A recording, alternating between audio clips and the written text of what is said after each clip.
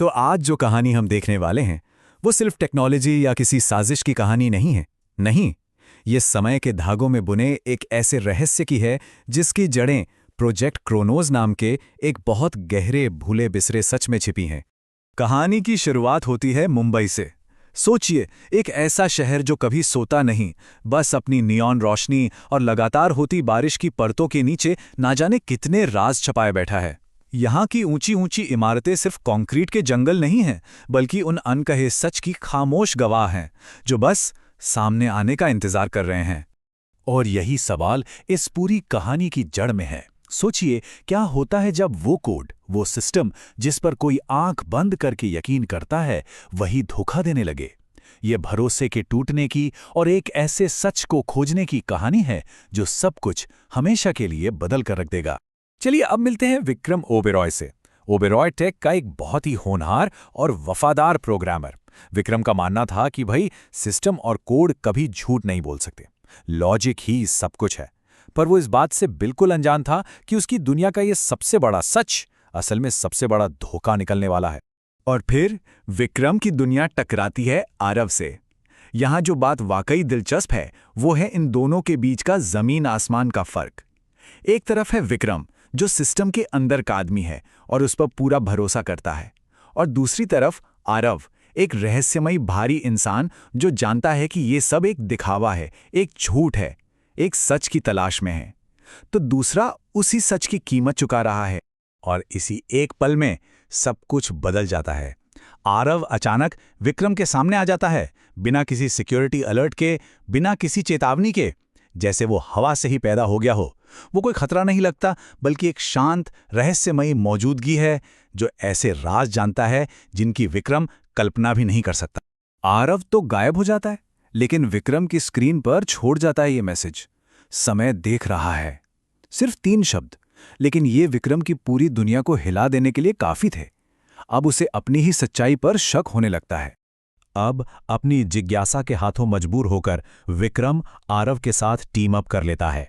दोनों मिलकर ओबेरॉय टेक के डिजिटल भूत बंगले में उतरते हैं। वो एक ऐसी साजिश का पता लगाने निकले हैं जो खुद को मिटाने के लिए ही बनाई गई है। और फिर उन्हें मिलता है ये नाम, क्रोनोस। ये कोई मामूली प्रोजेक्ट नहीं था, नहीं, ये एक दबा हुआ मिलिट्री एक्सपेरिमेंट था जिसे इंसानों पर इसलिए डिजाइन किया गया था ताकि समय को लेकर उनकी समझ को तोड़ा जा सके। आरव इसे एक कब्र कहता है, और बहुत जल्द विक्रम को पता चलने वाला है कि क्यों।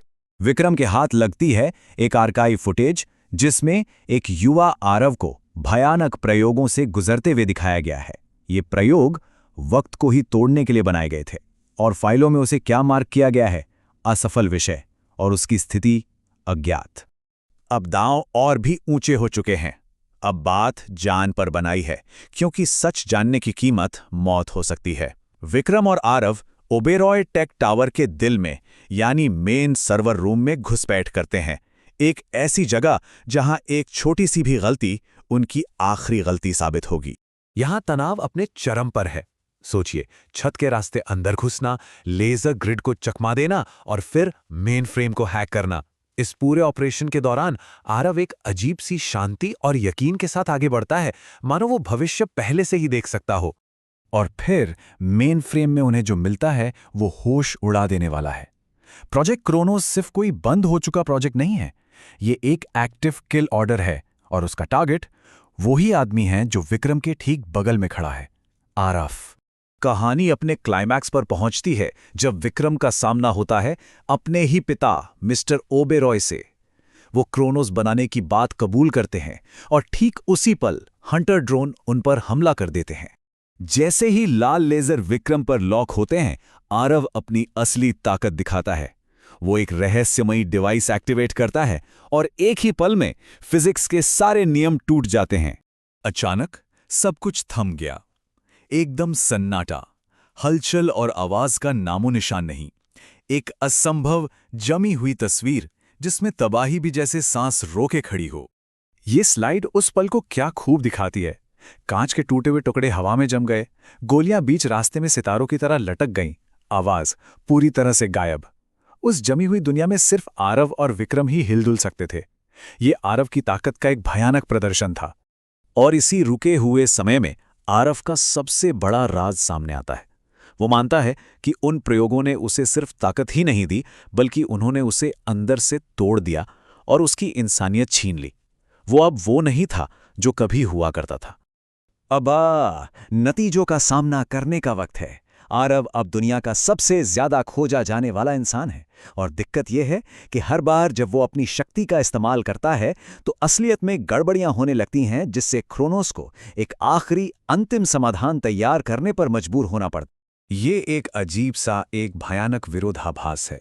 क्रोनोस का लक्ष्य है टाइमलाइन को स्थिर करना, और उसके लिए उसे आरव को ही अस्तित्व से मिटाना होगा।